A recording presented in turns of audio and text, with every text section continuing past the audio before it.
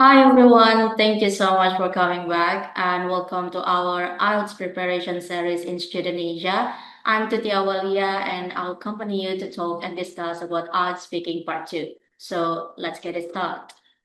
All right, so talking about IELTS speaking part 2, as you know that this one is actually that what people say is the most difficult part as you are as a taste taker are required to talk for 2 minutes straight. However, I don't think that it can be harder and even it can be easier as long as you know about the strategy. So in that way, we're gonna talk about three different main points that we're gonna cover today. So first of all, we're gonna talk about how to understand the art speaking part two format. It's like what is it and what kind of question that we're gonna have in that stage. Then we're gonna try to talk about how to understand the question on the cue card. Then going to the last part, we're gonna talk about how to develop our ideas while speaking. Jadi fokus pembahasan untuk video kali ini memang agak sangat lumayan ya. Jadi pertama kita akan memahami tentang format IELTS speaking part itu seperti apa, bagaimana cara memahami pertanyaan di kartu yang diberikan oleh interviewer, dan juga cara mengembangkan ide saat kita berbicara. Alright, so talking about what is art speaking part two actually, unlike art speaking part one, where you are required to talk about something in general, like common question about your studies, your hobbies, yourself, etc. Art speaking part two topic is kind of more particular and more specific. Jadi berbeda dengan art speaking part one yang pertanyaannya itu lebih umum tentang diri sendiri, contoh seperti hobi atau pekerjaan. Part yang kedua ini topiknya agak lebih spesifik. Contohnya topik seperti tourist attraction, topik seperti misalnya kita ngomongin tentang hal-hal yang ada di kehidupan sehari-hari, tapi lebih spesifik gitu. Okay, and what makes it different actually? The candidate is given 1 minute to prepare and given a chance to answer the question between 1 and 2 minutes. Jadi di tahap kali ini, di tahap yang kedua, teman-teman akan diberikan satu kartu yang nantinya akan berisikan pertanyaan, gitu. Untuk menjawab pertanyaan tersebut, teman-teman juga akan diberikan 1 menit untuk menyiapkan jawaban dari pertanyaan-pertanyaan yang sudah diberikan. Okay, and afterwards you'll be given a chance to answer the question. Dan setelah itu teman-teman harus menjawab pertanyaan yang ada di kartu tersebut selama 1 sampai 2 menit. Okay, so that's why many people consider that as the most difficult part because that you need to make sure that you can talk for 2 minutes straight. Nah, contohnya seperti apa sih? Kita coba lihat di kotak yang ada di bawah ini ya.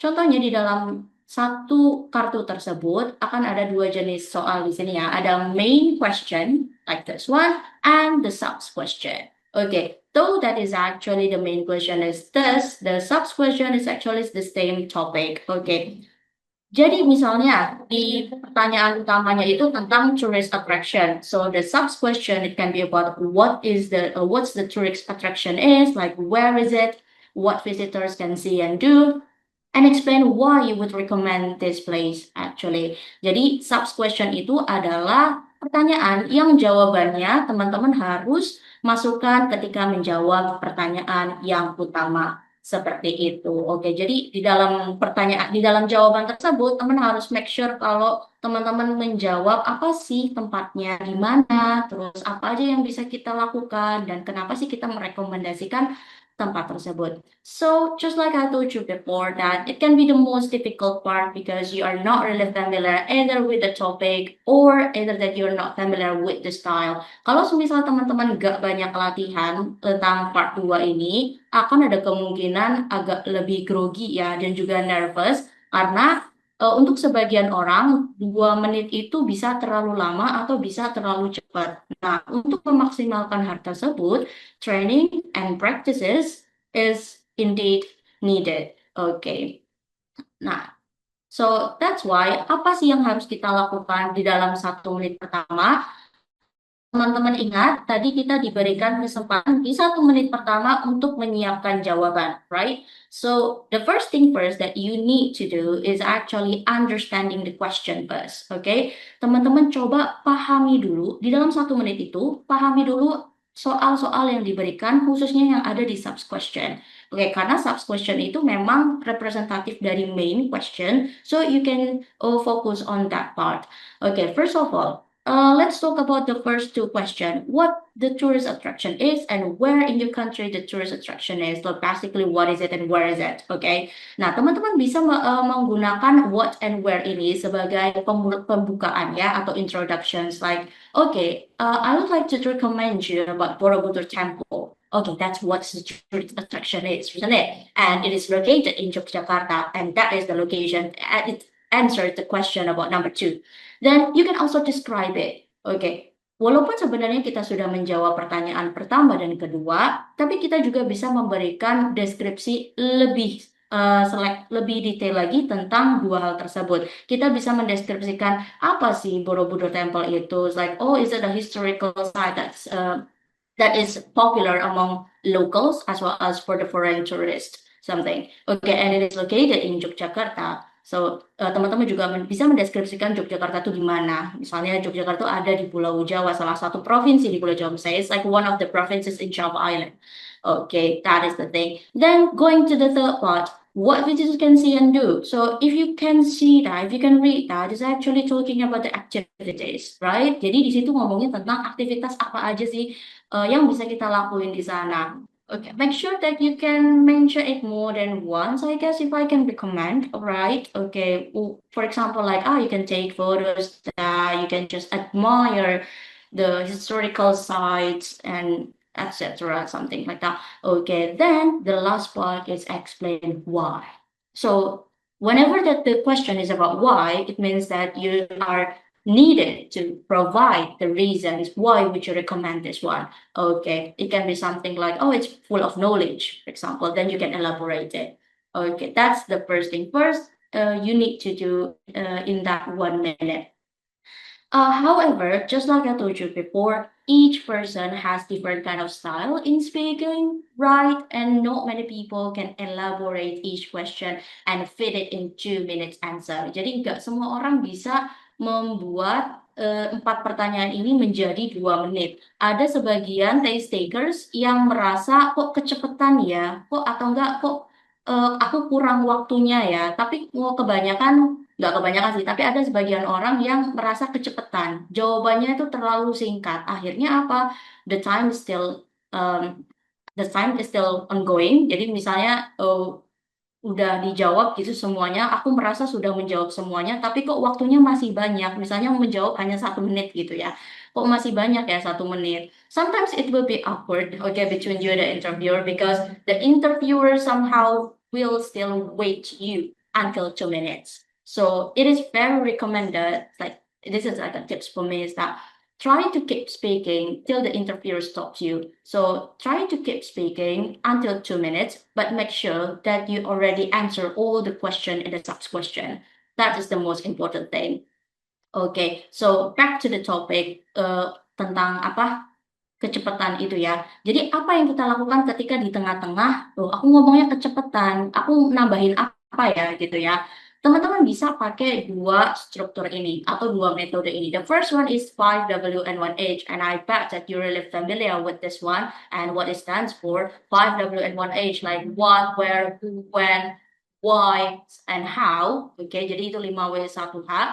Maksudnya gimana? Kita tambahin ide-ide baru di dalam jawaban kita. Oke, kita sudah merasa ngomongin semuanya ya di 4 pertanyaan sebelumnya. Kita tambahin lagi idenya. Misalnya tentang who gitu ya. Seperti siapa yang biasanya datang. Misalnya, oh it's locals. Jelasin lagi localsnya tuh siapa aja. Kayak gitu. Misalnya localsnya itu anak sekolahan like high school student, middle school student, something like that. Oke, atau kita mau ngomongin when. Kapan sih waktu terbaik buat ngunjungin tempat tersebut yang kita rekomendasikan itu apakah holiday season atau weekday, something like that, dan kenapa gitu, like why gitu. Bisa langsung dipasangkan dengan why-nya juga. Atau bagaimana cara menuju ke sana, misalnya dari capital city gitu.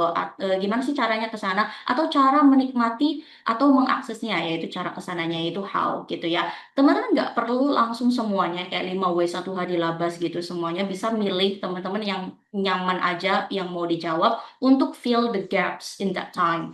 gitu. Because believe me, it's gonna be really awkward because sometimes, not sometimes, but in my experience that when you stop before 2 minutes, the interviewer will wait for you.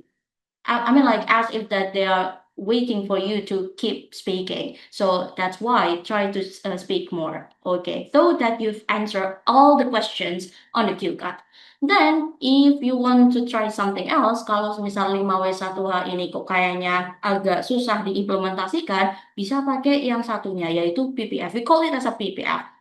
So PPF is actually standing for past, present, and future. Okay, just like it say, just like its name, like past about pengalaman dulu ya. Okay, present about pengalaman sekarang dan future dan juga rencana atau masa depan.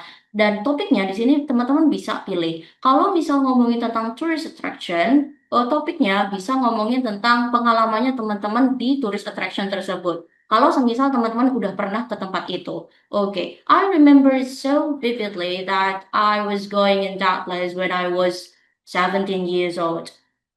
And at the time I was in my second grade of high school. Okay, pause. Ya, then talking about the present, kondisi sekarang gitu. Misalnya teman-teman tahu nih kondisi sekarang itu agak berbeda nih dari dulu pas teman-teman visit the place when you were in 17 years old. Okay, nah terus jelasin apa perbedaannya. Then future, katakanlah future-nya adalah will you visit the same place in the future? Or do you think that the place can be still popular in the future somehow something like that. Jadi teman-teman nambahin idenya berdasarkan kurun waktu atau berdasarkan tensesnya past, present, and future. Regarding about the topic, it's up to you how you can elaborate and how you can make it coherent in your speaking.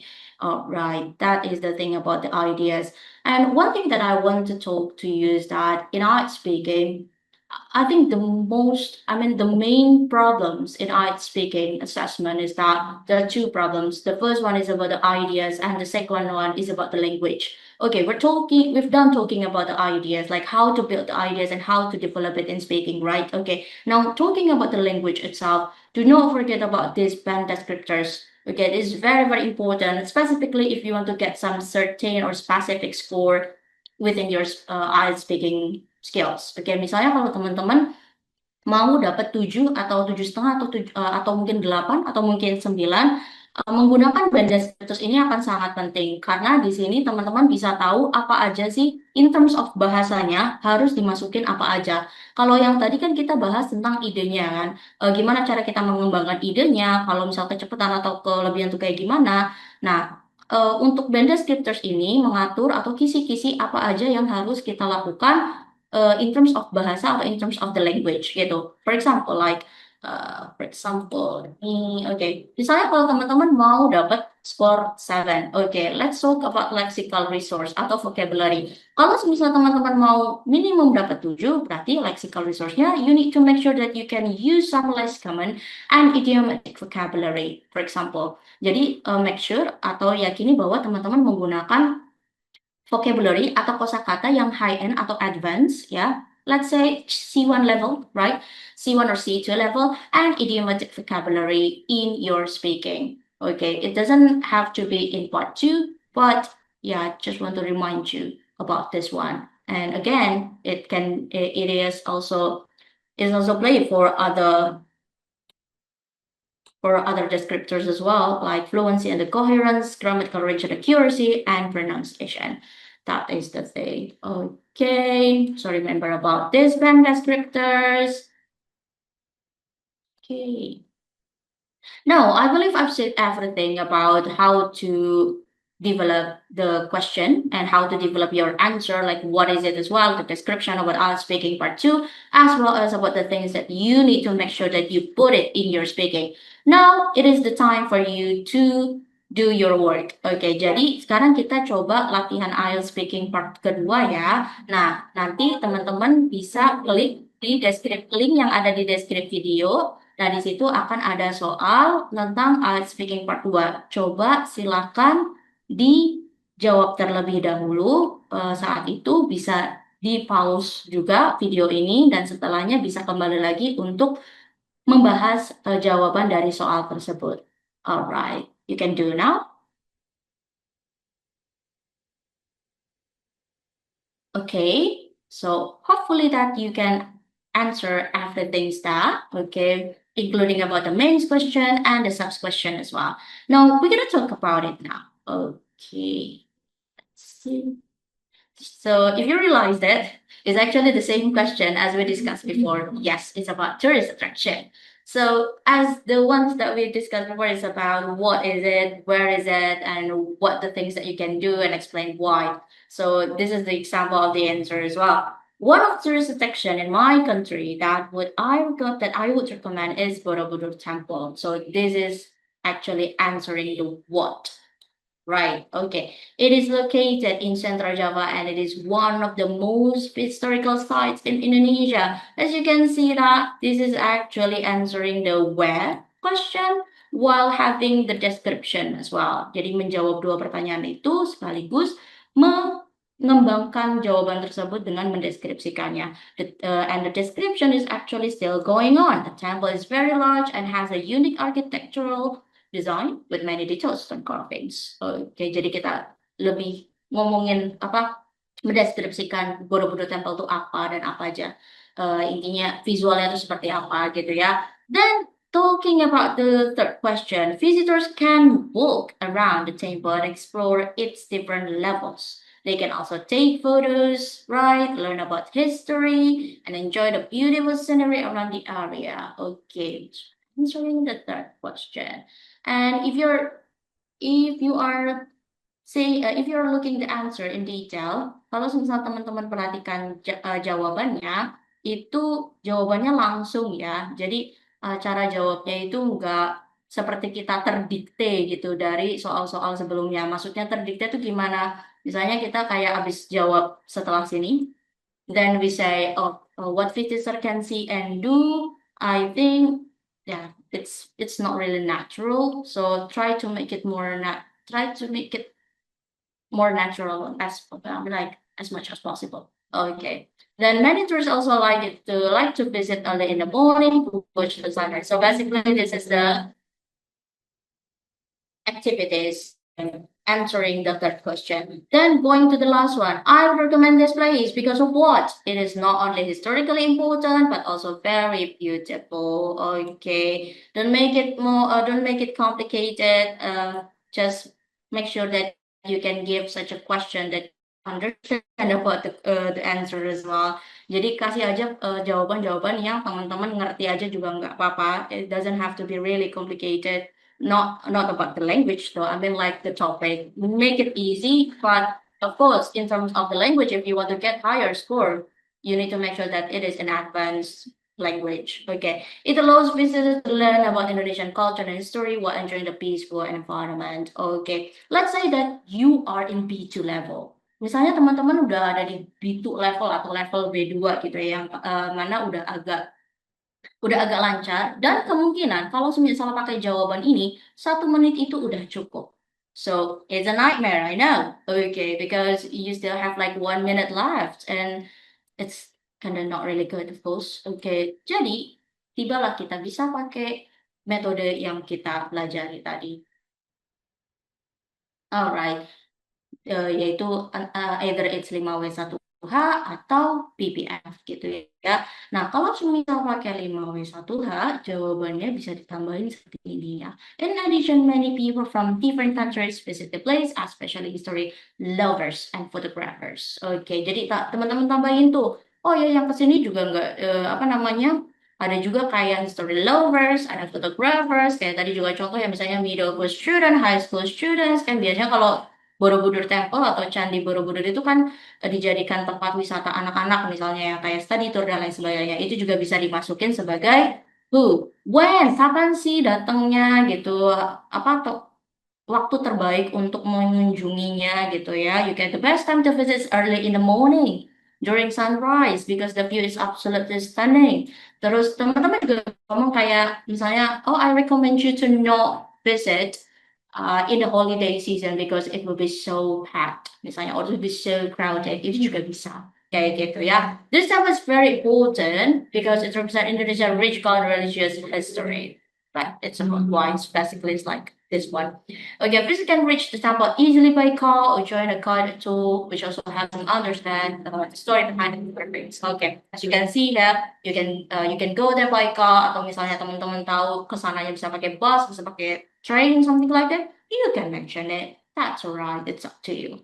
Oke, apakah harus di tengah-tengah gini? Nggak mesti ya. Misalnya kalau ini setelah ini juga nggak apa-apa.